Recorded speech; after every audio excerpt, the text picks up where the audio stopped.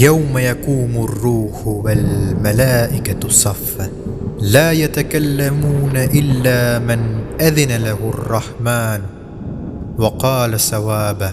На денот кога Џибрил и мелеците ќе бидат во редови наредени, кога само оној на кого милостивиот ќе му дозволи, ќе зборува, а вистината ќе ја каже.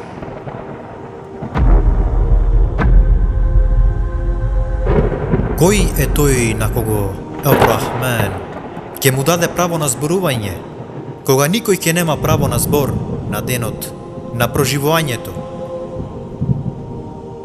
Аллаховиот пратеник алейхи селам кажува за ова: мои сакани браќа и сестри, затворете ги вашите очи и замислете го овој ден.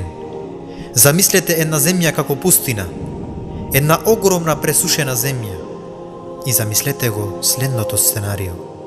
Аллах ги собрал од првиот до последниот човек, од Адем алейхи селам до последниот човек. Замислете го овој огромен број на луѓе кои илјадници години во овој свет живееле на оваа пресушена земја. Еден говорник им зборува и нивните погледи се вкочануваат и сонцето доаѓа се поблиску и поблиску. Ги обзема на луѓето на начин на кој не можат да го поднесат. Луѓето ќе кажуваат: не гледате ли што не снајде? Зарем нема некој кој што ќе може да му се обрати на нашиот Господар? Па луѓето ќе речат: ќе одиме кај Адем, и ќе одат кај Адем алейхи селам и ќе речат: о Адем, ти си таткото на луѓето. Аллах те створи тебе со неговата рака и тој ти ја вдахна душата во тебе и им нареди на мелеките да се поклонат и тие ти се поклонија пред тебе. Помогни ни, остави збор кај нашиот Господар за нас. Не заборавај, сонцето се приближува, се поблиску и поблиску. И вака ќе каже Адем: мојот Господар е луд, како што никогаш порано не бил луд и никогаш нема да биде толку луд како што е сега.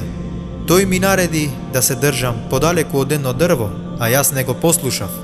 Нефси, нефси, душата моја, душата моја. Со тоа сакаше Адем алейхи селам да каже: се што можам да мислам во моментот е само за самиот себе си. Одете кај некој друг, не ми кажувајте да оставам добар збор за вас кај Господарот. Јас имам своји проблеми, јас морам сам да се спасам. Тоа беше пораката на Адем. Одете кај некој друг, одете кај Нух.